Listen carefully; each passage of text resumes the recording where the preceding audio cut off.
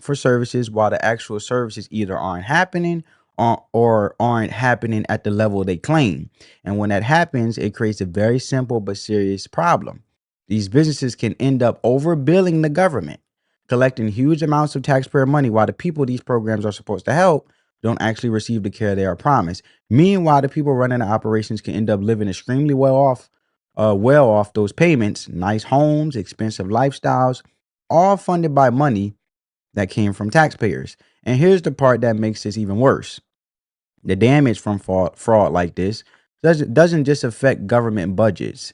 It affects real patients, especially seniors, because when someone fraudulently signs seniors up for services like hospice care, using their information, the system records that those services are already being provided, but the seniors themselves might not even know they were enrolled.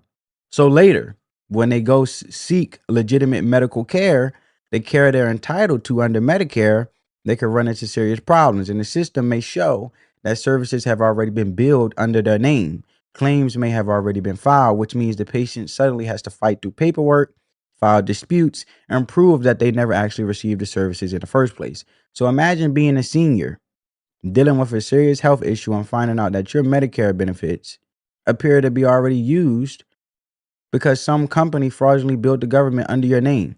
Now you stuck navigating bureaucracy while you're trying to get medical treatment.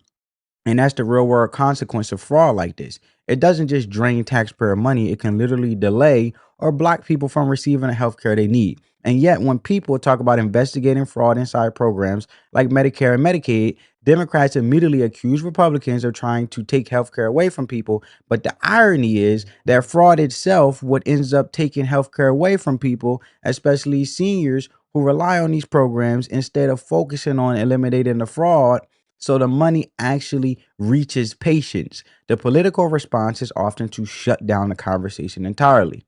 Nothing to see here. Don't investigate. Don't audit. Don't dig into the system. And you saw the same reaction when people like Elon Musk start talking about looking into government spending and waste inside federal programs. And the political establishment immediately start panicking. Don't touch Medicare. Don't investigate. Leave the system alone. These are all the things they were saying, especially on the Democratic side.